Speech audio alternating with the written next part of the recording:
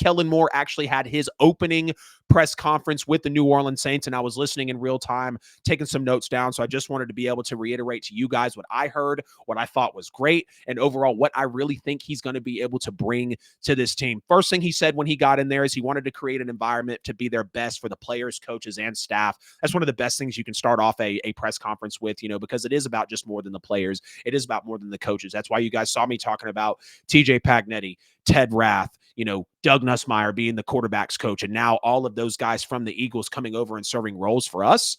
Your staff is everything. Coaching is everything, but the staff that is behind your coaching and then the players that are in front of your coaching really matter. So I loved how he came out of the top and said that. He's wanted to be a coach since he was a kid, which showed that he's got that fight in him. He's got that grit to actually be a coach in this league. We know that he coached top offenses. He was with Dallas. He was with the Chargers, was with Philadelphia and won it all. And now we have a Super Bowl winning offensive coordinator who just spearheaded the number one offense in postseason history with 145 points. He said he chose here because of the leadership. He loves the fans. He loves the home field. He said with every interaction, he grew more confident about choosing this team. He said he was honored to work with Mickey Loomis. Don't know why. And company as well. He said, and to me, that says a lot coming from an elite organization in Philadelphia with Howie Roseman, with Nick Sirianni. I love how he paid homage to the fans. I loved how he paid homage to the Dome because we know, right? Like Kellen Moore chose us when nobody else wanted to choose us. We still love Jameis Winston for the 5-2, 5-3 run that he had with Sean Payton before he tore his ACL against the Bucs and was never the same. If you choose us and embrace us, you don't even necessarily have to win a lot with us. If you appreciate us, we appreciate you. And I loved how he came out and made that one of his second points in the opening presser. He called Derek Carr a premier player, and he said he can't wait to get to work with him, said he was a tremendous quarterback and they're blessed to have him. But he did also say that they will go through a process to build the team. So some people were saying that Derek Carr is going to be his quarterback. Some people were saying that, oh no, Derek Carr is going to get out of town. Clearly he's pretty non-committal right now. And listen to what he's saying. He can't wait to get to work with them.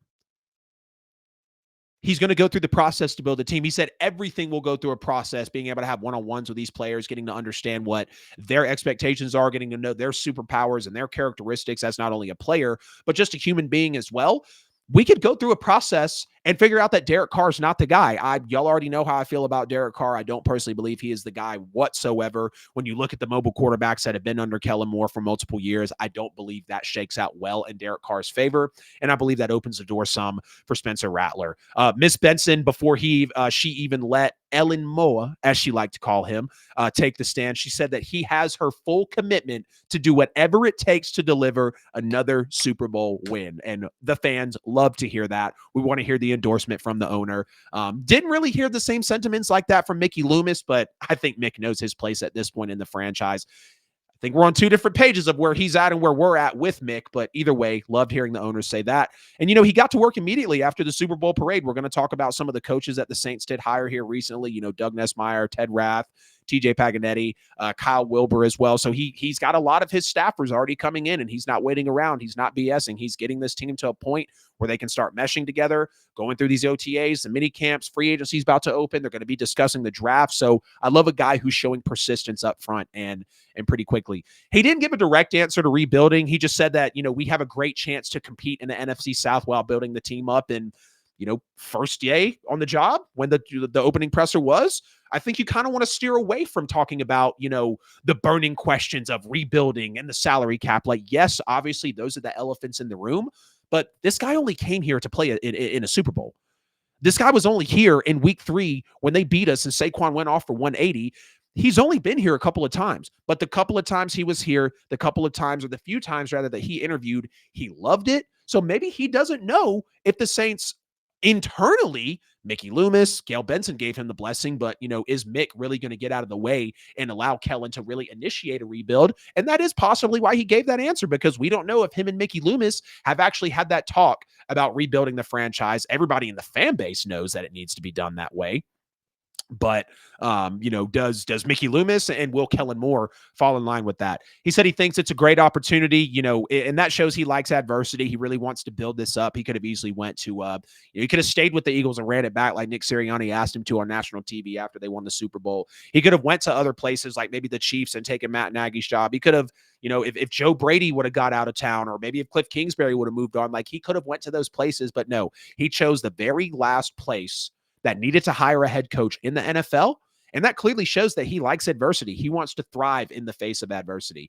He continuously stated tremendous leadership and how special New Orleans was. He wants to be here big time. That really shows there. He wants to be a physical football team. Everybody would love to be a physical football team, no question about it. I think the Saints could be a lot more physical in the trenches as well, and with the run game. To know that he coached up some solid running backs in his time, especially being fresh off of Saquon Barkley. Now, no, Alvin Kamara, or heaven forbid we draft Ashton Jeanty or Kendre Miller comes around, I don't believe we will get that exact type of production, because you're talking about a 2,000-yard rusher that got MVP votes and won Offensive Player of the Year and could have won Super Bowl MVP had he not been shut down by the Chiefs.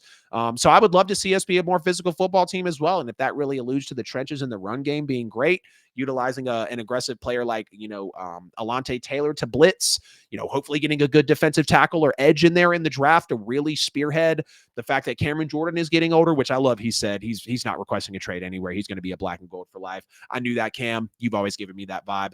The remarks about the Saints offense, he said, they have tremendous investments on the offensive line, which is true, all things considered. Trevor Penning,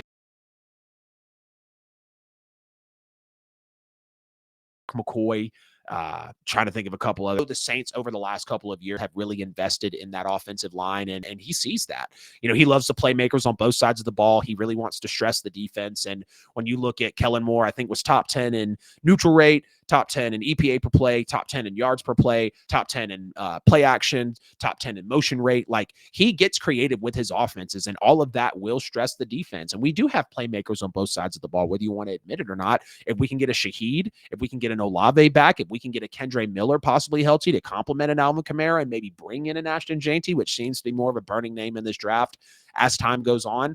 Alontae Taylor can definitely make plays. We've got Carl Granderson, who's able to make plays. Brian Bresee, who's able to make plays. So he's not lying about that there. We just don't have all the talent that us as the fans, and really I think as much as the front office knows, that we really need. He said he's going to utilize the entire roster and the depth of the players to get the best out of everyone, really channeling what he said in the first comment about getting the best out of the best environment for players, coaches, and staff. He's excited to lead this team and support them. His dad was a head coach in high school. His brother is the Mizzou offensive coordinator. He said he was sold on the team from the jump. He quickly saw how special it was. He hoped and dreamed to be here. That is music to New Orleans Saints fans' ears. That is playing the sweetest tune possible down in the bayou for these diehard black and gold fans. He specifically commended Alvin Kamara and Taysom Hill. And when you go back to his comments about stressing the defense, you gotta love what he brought forward there. His first visit as a player in the NFL in 2010 was to the New Orleans Saints. So he already was kind of able to get that culture, see Sean Payton, see Drew Brees. We're fresh off the Super Bowl win. Like, he understood, if anything, him visiting at that time, he more than likely wants to be able to bring that type of regime back around. Clearly, every head coach wants to win the Super Bowl. No, it's not going to be the Peyton and Breeze era, but he was able to see, and especially just coming from a Super Bowl winning culture in Philadelphia, who now has 2 in the last 8 years, been to 3 Super Bowls in the last 8 years. He understands what's on the line. He will call plays, obviously. He likes our facilities. He likes the Dome a lot. I love that there was only 2 questions about the past of Sean Payton and Drew Brees. It shows that he really does not have to live in their shadow, which is the biggest thing we wanted. Young guy, offensive-minded, experienced, and outside of the building. Check, check, check, check with Kellen Moore. He constantly stressed getting to know everyone for who they are, utilizing their superpowers, and going through the process to really understand what these players can do for him, how he can insert his explosive offenses into the New Orleans Saints franchise, and really just kind of pick up where he left off with Philadelphia, and even when he was great in Dallas before Dak got hurt, and then he dealt with an injured Chargers quarterback in Justin Herbert, to where Easton Stick had to take over in his offensive scheme. He was asked about Dan Campbell's bold personality and just the pressure of saying the right thing at the opening presser, and he said he wants to be himself. He wants people to value authenticity. He knows that people value authenticity. A lot of y'all thought that I was kind of throwing a stray at Dan Campbell when I said the fake Dan Campbell energy. Dan Campbell's energy wasn't fake because we see that that's Dan day in and day out. And I love Dan Campbell. He's one of my favorite coaches in the league. I really appreciate his authentic and just human-like personality on the sidelines. I feel like he's one of the few coaches that, keeps the jargon out of the podium talk and just really speaks directly to the fans and directly to the public about that. I was saying when I said fake Dan Campbell hype, I was saying that Kellen Moore did not try to be fake and have that Dan Campbell hype. Wanted to clarify my comments there. And lastly, he didn't come out and mention like Brian Schottenheimer, we're going to go all in. We're going to win the Super Bowl. He was very realistic. He understands that this is going to be a process from start to finish. He knows that there's tons of work to do, which he's already started chipping away at. And again, there was no fake hype. There was no delusional statements. He said it was going to be a process. He said that he loved to be here. And he said that he is going to stress the defense, utilize our playmakers, and get the best out of everybody. So I really thought, all things considered, like, what more could you have asked for, honestly, from Kellen Moore? I mean, genuinely, what more could you have asked for from him, considering the situation that he's in? I don't think you could have. Hey, it's AJL here. Appreciate you sticking to the end of the video here on YouTube. You could have chose any other show, but you chose my video, and for that, I'm very grateful. If you haven't already, please make sure to like and subscribe to the channel. Follow me on social media. Hit the bell on the channel so you never miss a post. Check me out on all social media platforms. Right here, you'll find a chance to subscribe to the show, a related video, and a playlist. See you guys in the next one.